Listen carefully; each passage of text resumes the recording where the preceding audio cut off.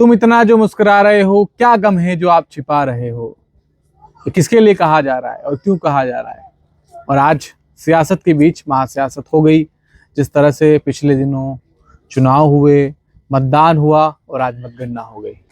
और मतगणना के बीच जो होना था वो हो गया। जिन्हें जीतना था वो जीत गए, जिन्हें हारना था वो हार कर अपने मायूस होकर नीचे गर्दन करके चेहरे लेकर घर की तरफ चले गए।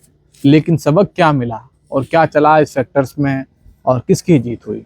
जीत पार्टी के प्रत्याशियों की हुई, यानी विधायकों की हुई, या फिर उन लोगों की हुई जिन्होंने पीछे से जिताने में कोई कोर कसर नहीं छोड़ी, या फिर हार उनकी हुई जिन्होंने हरवाने में कोई कोर कसर नहीं छोड़ी। नमस्कार, मेरा नाम सतीश शर्मा है और आप देख रहे हैं सियासत। आज सियासत में हम बात कर रहे हैं उदयपुर जिलों की 8 विधानसभाओं की मतगणना की। सुबह से तकरीबन 8 बजे से आर्ट्स कॉलेज परिसर में मतगणना का दौर शुरू हुआ। तमाम अलग अलग रूम्स बनाए गए, वहां पर मतगणना चल रही थी। सभी पार्टियों के जो कांग्रेस बीजेपी के प्रत्याशी हैं, उनके अलावा बीटीपी, बाप, अन्य निर्दलीय तमाम जो प्रत्याशी थे वो पहुंचे थे। सभी को जिज्ञासा थी कि हम कितने मार्जिन से जीतेंगे, क्या फैक्टर्स इंपॉर्टेंट रहेंगे, किस इलाके से हमें कितने वोट मिलेंगे। लोग आए थे अपनी अपनी चीज़ें सोचकर, मगर हुआ वही जो होना था।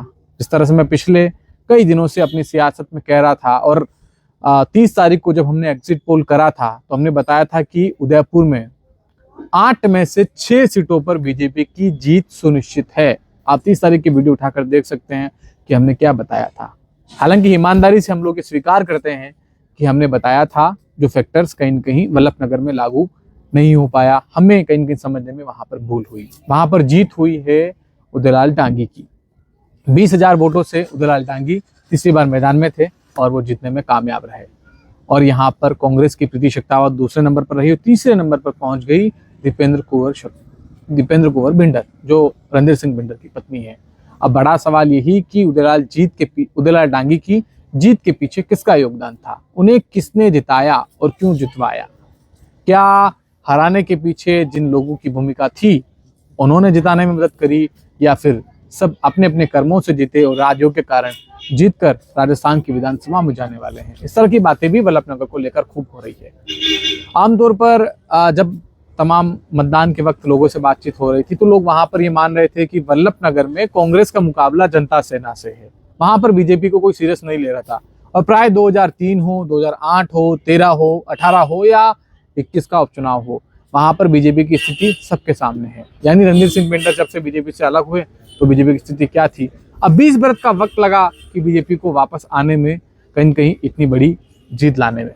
लेकिन इस बार भी जिस तरह से तमाम लोग जो थे वो साथ नहीं थे। तमाम पार्टी अपने सर्वे कराई रही थी, उसमें ये नहीं मान रही थी कि वल्लभनगर में हम लोग जीत सकते हैं, तो तमाम दूसरे लोग कैसे मानेंगे। इस तरह की बातें भी वहां पर हो रही थी। लेकिन जैसे ही जब मत पेटी खुली, उनका परिणाम आना शुरू हुआ, रुझान आए, तो रुझान के साथ साथ पहले तो प्रीति शेखावत ने बढ़त दिखाई। जनता सेना पहले से ही कमजोर दिखी तो कहीं लग गया था कि जनता सेना के प्रति वो सहानुभूति नहीं है, वो माहौल नहीं है जो होना चाहिए था। यानी यहाँ ये साफ हो चुका था कि यहाँ पर वो माहौल नहीं है। इस वजह से जनता सेना शायद अब यहाँ पर नहीं जीत सकती। शुरुआती 1.5-2 घंटों में रुझान साफ हो गया था। इसके बाद लगातार उदयलाल डांगी बढ़त बनाए हुए थे। कुराबड़ से शुरू हुए बम्बोरा होते होते वल्लभनगर, कुराबड़, भिंडर, तमाम इलाकों में अच्छे खासे वोट वो लाने में कामयाब हुए। 20,000 वोटों से जीतना हर किसी को आश्चर्यचकित कर रहा था, मगर इसके पीछे कहीं न कहीं लोगों को यह मानना है कि पिछले दिनों हिम्मत सिंह ने जो यात्रा कराई उसका एक बड़ा रोल था। उसके साथ ही संघ की बड़ी भूमिका यहाँ पर थी।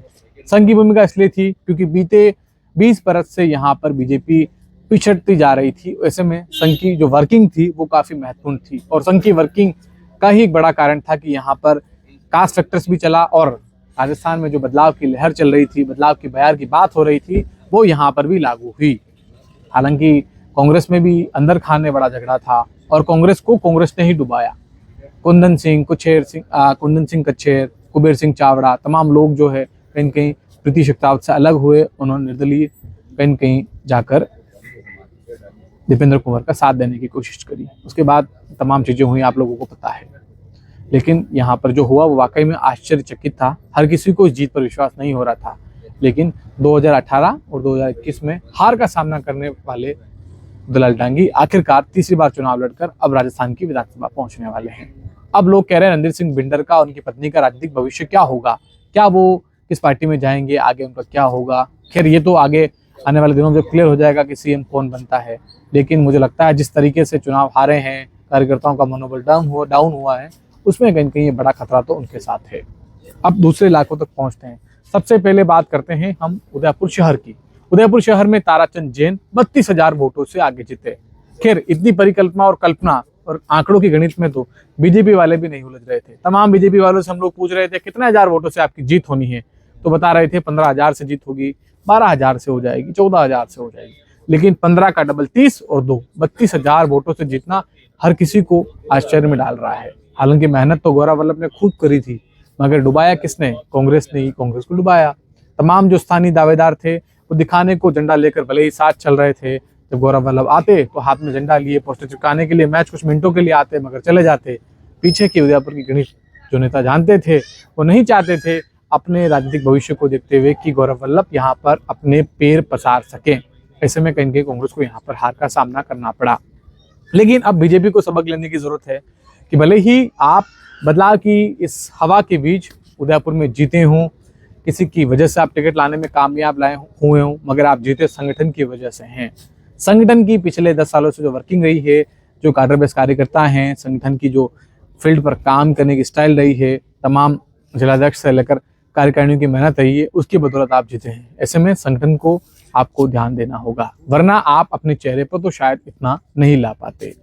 गोगुंदा में भी प्रताप गमिती तीसरी बार जीत गए हैं। उदयपुर जिले की 5 एसटी की सीटें हैं, जिसमें से 4 सीटों पर बीजेपी के एमएलएज रिपीट हुए हैं। सलूम्बर में अमृतलाल मीणा रिपीट हुए हैं, जाडोल में बाबूलाल खराड़ी हुए हैं, गोगुंदा में प्रताप गमिती हुए हैं और उदयपुर ग्रामीण में फूल सिंह मीणा 27,000 से रिपीट हुए हैं। जैसे जैसे विधायक जीतते गए, खुश हुए, बाहर आए, फोटो खिंचाए, लेकिन वहां कुछ अलग हो रहा था। ताराचंद जैन एक जीप में बाहर आए तो लोग कह रहे हैं आप जीतते वक्त तो ठीक है, मगर आप जीतने के बाद और खासतौर पर इस मौके पर जिन लोगों की मंडली के साथ घूम रहे हैं, क्या इन्हीं की वजह से आप जीते हैं? और क्या इन लोगों की वजह से आप संगठन को और अन्य नेताओं के उनके समर्पण को भूल जाएंगे? उन लोगों ने आपके लिए बहुत कुछ किया है, बहुत कुछ पर्दे के पीछे भी किया है। ऐसे में भूलना उनको नहीं चाहिए। खैर भूलना तो उन लोगों को भी नहीं चाहिए जिन्होंने स्वाभिमान रैली निकाली थी।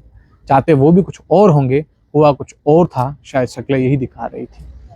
खैर इस तरह की बातें उदयपुर में हो रही है।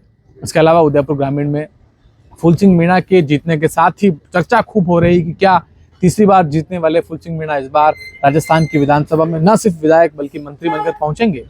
तो इस बात की संभावनाओं से भी इनकार नहीं किया जा सकता, मगर जो फैक्टर्स हैं, जो हालात हैं, वो ये बताते हैं कि उदयपुर में सबसे ज़्यादा मंत्री बनने की काबिलियत और जिनके नाम की पैरवी की जा रही है वो हैं बाबूलाल खराड़ी।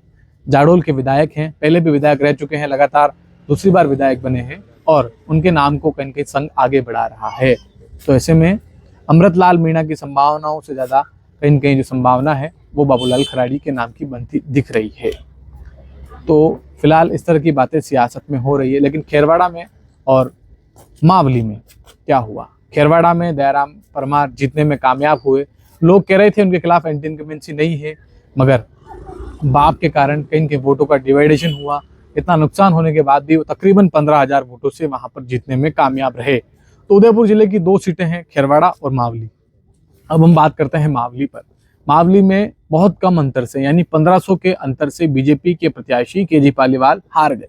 वहां पर जीते वर्तमान में प्रधान पुष्कर डांगी, जो कांग्रेस के प्रत्याशी थे। पुष्कर डांगी पहले भी एक बार यहाँ विधायक रहे हैं, तो उनके नाम को लेकर भी चर्चा खूब हो रही है कि उन्हें जिताया किसने। और बात इस बात की भी ज्यादा हो रही कि वोट तो अच्छे लाए, यानी कुलदीप सिंह यहाँ पर तकरीबन 32,000 वोट लेकर आए हैं। अब लोग कह रहे हैं कि 32,000 वोट अगर नहीं खाते तो 20-22,000 वोट तो बीजेपी को आ जाते, और 20-22,000 बीजेपी को आते तो बीजेपी की जीत वहां पर तय थी। मगर बीजेपी को भी अपनों ने ही मारा, यानी गैरों में कहाँ दम था। बीजेपी में भी कहीं कहीं जो बिदरगात की स्थिति थी, उसके बाद आरएलपी में गए, आरएलपी से जाकर उन्होंने चुनाव लड़ा और 32,000 वोटों से कहीं कहीं सीधा फायदा पहुंचाया कांग्रेस को। कहने वाले ये भी कह रहे हैं कि कुलदीप सिंह ने किसके कहने पर और क्यों ऐसा किया। क्या किसी को फायदा पहुंचाना पहले से प्लान था, या किसी को हरा कर किसी को जिताना प्लान में शामिल था? इस तरह की बातें भी खूब सारी मावली को लेकर हो रही है। इसके अलावा गोगुंदा में प्रताप गमिती की जीत हुई है। मांगीलाल गरासिया लास्ट तक फाइट कर रहे थे वोटों में, मगर वो वहां पर कहीं न कहीं पिछड़ गए लास्ट के 2 राउंड में आकर। जाडोल में जय पहले से थी, इसके अलावा रघुवर मीणा, उन्हें मुंह की खानी पड़ी है। दूसरा ऐसा चुनाव है विधायक का जब वो हारे हैं। 2013 में उनकी पत्नी बसंती मीणा चुनाव हारी, 2014 में वे सांसद का चुनाव हारे, 2018 में वे फिर विधायक का चुनाव हारे, 2019 में वे फिर सांसद का चुनाव हारे, और 2023 में, यानी उनके परिवार से लगातार 5वां चुनाव है जो वो हारे हैं। अब 5वां चुनाव है तो कह रहे हैं कि राजनीतिक करियर इनका भी आगे खत्म सा होता दिखाई दे रहा है। CWC में पहले मेंबर थे, उसके बाद CWC से भी उन्हें हटा दिया गया है। अब राजस्थान में 69 यानी 69 सीटों के बीच में कांग्रेस के लोग ही कम बचे हैं, ऐसे में उनका भी भविष्य थोड़ा खतरे में पड़ता यहाँ पर नजर आ रहा है। अमृतलाल मीणा ने पहले भी बताया था एग्जिट पोल में कि यहाँ पर भारी पड़ रहे हैं, भारी दिखते हैं, और वो वही हुआ। लेकिन परफॉर्मेंस तो यहाँ पर BTP ने और बाप ने भी अच्छी दिखाई है सलूम्बर और खेरवाड़ा में। भले ही लोग कहते हैं कि उदयपुर के इलाकों में अन्य पार्टियों का वजूद नहीं है, वो कुछ नहीं कर सकती, कुछ नहीं कर सकेगी, मगर जो सलूम्बर और खेरवाड़ा में दिखा वो आने वाले दिनों में दोनों ही राष्ट्रीय दलों के लिए, बीजेपी हो या कांग्रेस हो, उनके लिए चिंता की बात है। 51,000 वोट किसी इलाके में लाना कहीं कहीं थर्ड फ्रंट के रूप में बड़ी बात है। तो इस तरह की सियासत में बातें हो रही है। तो इसी तरह का गम बीजेपी में छिपाया जा रहा है, तो कांग्रेस में भी कांग्रेस में डुबाने में कोई कोर कसर नहीं छोड़ी। तो ये थी आज की सियासत। नमस्कार।